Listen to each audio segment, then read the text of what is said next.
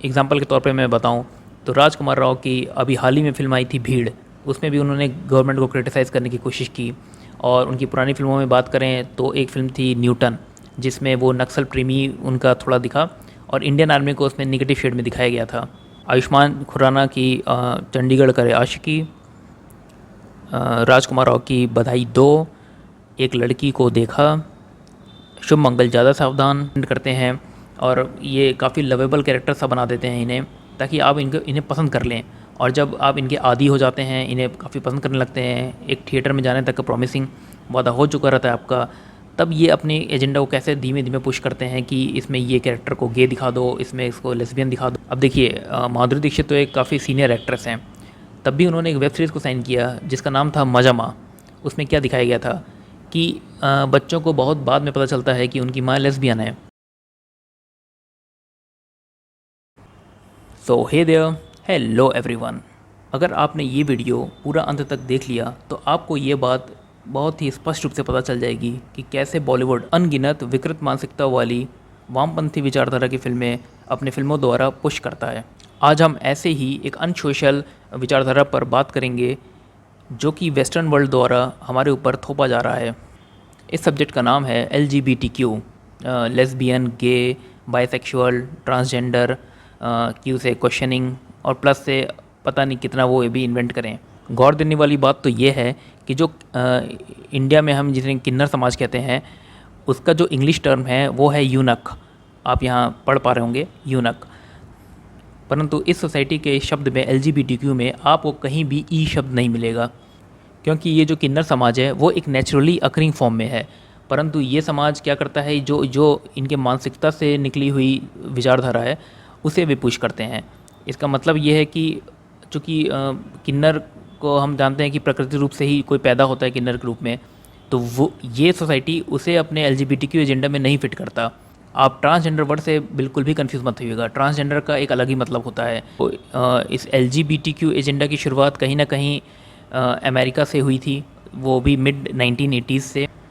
और अब वे धीरे धीरे लिटरेचर और फिल्मों के द्वारा वे अब अन्य देशों में भी इस एजेंडा को और थ्योरी को फैला रहे हैं। अभी हाल ही में हमने ऑस्कर्स में इस एजेंडा पे बनी हुई अनगिनत फिल्मों को कई अवार्ड पाते हुए देखा। जैसे कि सबसे बड़ा उदाहरण everything everywhere all at once. दूसरे नंबर पे फिल्म है द वेल। इन दोनों फिल्म की कहानी गे और लेस्बियन पात्रों के इर्द गिर्द ही घूमती है। हॉलीवुड में तो वैसे अनगिनत फिल्में बन चुकी हैं, आप यहाँ स्क्रीनशॉट पे देख पा रहे होंगे। ऐसे अनगिनत फिल्में बनती ही आई हैं और इधर उनके बनाने का रेट भी थोड़ा तेज़ कर दिया गया है। अब तो उनके द्वारा ये बच्चों के लिए बनाई जाने वाली एनिमेशन फिल्मों में भी ये एजेंडा घुसा दिया जा रहा है। जैसे कि डिज़नी की अभी हाल ही में आई हुई कई फिल्मों में हमने ये चीज़ देखा। अब इंडिया के पॉइंट ऑफ व्यू से बात करें तो हम सभी जानते हैं कि करण जौहर और वे किस सेक्सुअल प्रेफरेंस को महत्व देते हैं, ये हमें सबको पता है। तो कहीं ना कहीं वो 2017 का समय था जब वो अपनी बुक द अनसुटेबल बॉय को लॉन्च कर रहे थे, और उस वक्त उन्होंने मीडिया में खुलकर ऐलान किया कि उनका सेक्सुअल ओरिएंटेशन। पहले भी हमने देखा कि उन्हीं के द्वारा बनाई गई एक फ़िल्म थी दोस्ताना, जिसमें कि उस टाइम पर बहुत ही कॉमेडी वे में लिया जाता था इस गे और लेस्बियन कैरेक्टर को। परंतु अब ये सब चीज़ थोड़ी सीरियस वे में ली जाती हैं। एक फ़िल्म आई थी अलीगढ़, अगर आपको याद हो तो। ऐसे ही कई फिल्में बॉलीवुड की आई जिसमें ये टॉपिक को काफ़ी सीरियस वे में डिस्कस किया जा रहा है। देखिए LGBTQ का जो ऑर्गेनाइजेशन है वो फंडिंग करता है।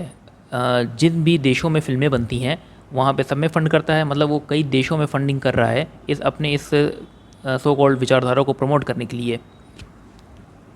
और तो और अभी अभी हाल में ही आपने पढ़ा होगा, जैसा कि आप स्क्रीनशॉट भी देख पा रहे हैं, कि ऑस्कर में एक नियम आ गया कि 30% रिजर्वेशन आपको मिलेगा ऑस्कर्स अवार्ड में अगर आपका कैरेक्टर लेस्बियन है, गे है या इनमें से कोई भी एक है, तो उसे कोई ना कोई अवार्ड का नॉमिनेशन या जीता ज़रूर दिया जाएगा। और बॉलीवुड जो कि हॉलीवुड का एक कॉपीवुड है, तो उसने क्या किया कि इस नियम को अपने इसी फिल्म फेयर में उन्होंने कॉपी कर लिया। और इस बार आप देखोगे कि राजकुमार राव की जो बधाई 2 फिल्म थी उसने ढेर अवार्ड जीते। गे और लेस्बियन के इर्द गिर्द ही घूमती है। तो LGBTQ का एजेंडा है उसे हम कहते हैं वोक कल्चर। वोक WOKE वोक। अगर सीधे शब्द में समझें तो आप जग गए हो, पहले आप सो रहे थे अब आप जग गए हो।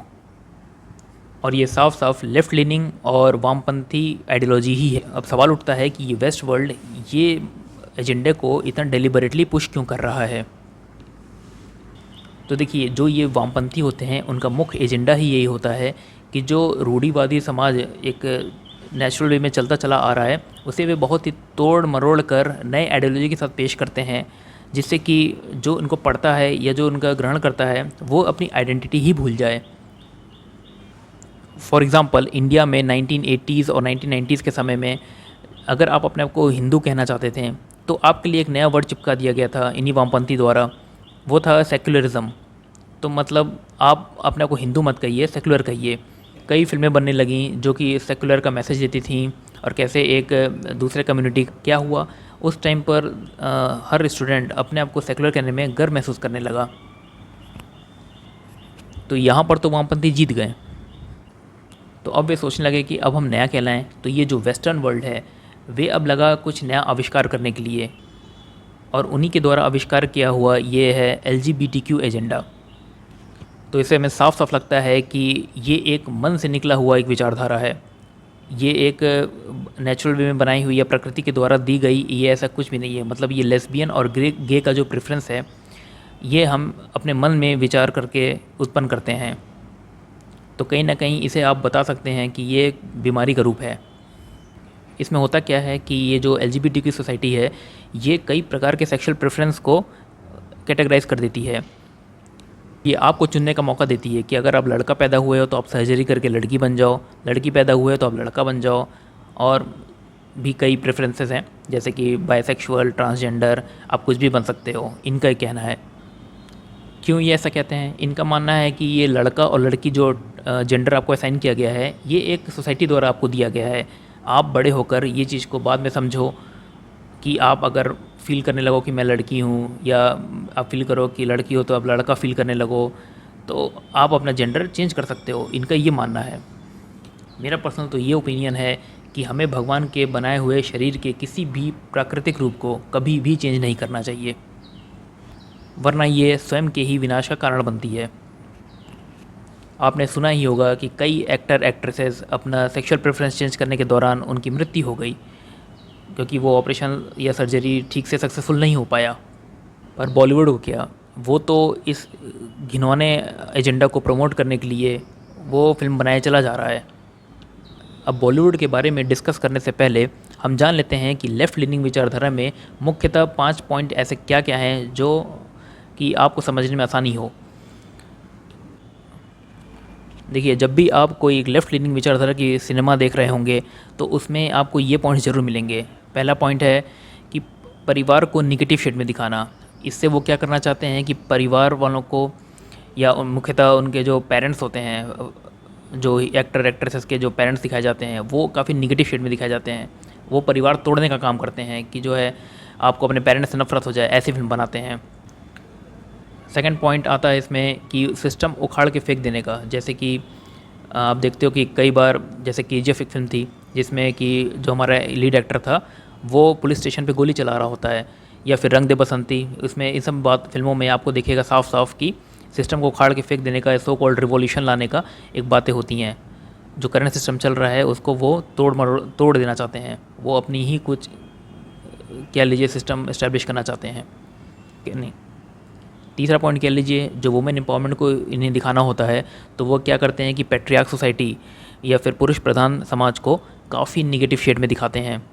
चौथा पॉइंट कह लीजिए कि जो उन्हें नेगेटिव कैरेक्टर दिखाना होता है या विलन दिखाना होता है वो अक्सर सोसाइटी के जो मेजॉरिटी सेक्शन ऑफ पीपल हैं उनमें से ही आएगा। जैसे अगर इंडिया में फिल्म बनेगी तो वो तिलकधारी हिंदू आदमी रहेगा, और ऐसे इंडिया की बात करें तो वो जो विलन होगा वो यज्ञ कर रहा होगा, हाथ में गीता लेकर चल रहा होगा। ऐसे कई फिल्में आपने देखी होंगी, ऐसा ही चित्रण किया जाता है विलन का। और पांचवें पॉइंट की बात करें तो जो भी रूढ़िवादी समाज चला आ रहा है उसके विपरीत उन्हें दिखाना है। अगर कहीं ना कहीं LGBTQ इस पांचवें पॉइंट में फिट होती है। देखिए, बॉलीवुड का 90 से 95%, 90 to 95% पूरा लेफ़्ट इकोसिस्टम से ही भरा पड़ा है। लेफ़्ट विचारधारा के इकोसिस्टम के दो मुख्य एक्टर जो मुझे लगता है राजकुमार राव और आयुष्मान खुराना। तौर पे लिया जाए, एग्जांपल के तौर पे मैं बताऊं तो राजकुमार राव की अभी हाल ही में फिल्म आई थी भीड़, उसमें भी उन्होंने गवर्नमेंट को क्रिटिसाइज़ करने की कोशिश की और उनकी पुरानी फ़िल्मों में बात करें तो एक फ़िल्म थी न्यूटन, जिसमें वो नक्सल प्रेमी उनका थोड़ा दिखा और इंडियन आर्मी को उसमें नेगेटिव शेड में दिखाया गया था। आयुष्मान खुराना की किस टॉपिक्स पे फ़िल्में होती हैं ये सब तो हम जानते ही हैं, इसमें कोई डिटेल की बात नहीं है। उनकी तो जितनी फ़िल्में हैं सभी को पता होंगी। अगर हम बॉलीवुड के कुछ फ़िल्मों की लिस्ट निकालें जो कि इस टॉपिक पे बेस्ड है, LGBTQ एजेंडा पे बेस्ड है, मनोज वाजपेयी जी की अलीगढ़, धर्मा प्रोडक्शंस में बनी हुई दोस्ताना, धर्मा प्रोडक्शन में ही बनी हुई कपूर एंड सन्स, आयुष्मान खुराना की चंडीगढ़ करे आशिकी, राजकुमार राव की बधाई 2, एक लड़की को देखा, शुभ मंगल ज़्यादा सावधान, और ऐसे करके अनगिनत फिल्म आपको भी देखने को मिल जाएंगी। देखिए, इनकी जो फिल्में हैं राजकुमार राव और आयुष्मान खुराना की, पहले तो ये आपके सामने इसे एक फैमिली फिल्म की तरह प्रेजेंट करते हैं और ये काफ़ी लवेबल कैरेक्टर सा बना देते हैं इन्हें, ताकि आप इन्हें पसंद कर लें। और जब आप इनके आदी हो जाते हैं, इन्हें काफ़ी पसंद करने लगते हैं, एक थिएटर में जाने तक का प्रॉमिसिंग वादा हो चुका रहता है आपका, तब ये अपने एजेंडा को कैसे धीमे धीमे पुश करते हैं कि इसमें ये कैरेक्टर को गे दिखा दो, इसमें इसको लेस्बियन दिखा दो। देखिए, माधुरी दीक्षित तो एक काफ़ी सीनियर एक्ट्रेस हैं, तब भी उन्होंने एक वेब सीरीज़ को साइन किया जिसका नाम था मजा माँ।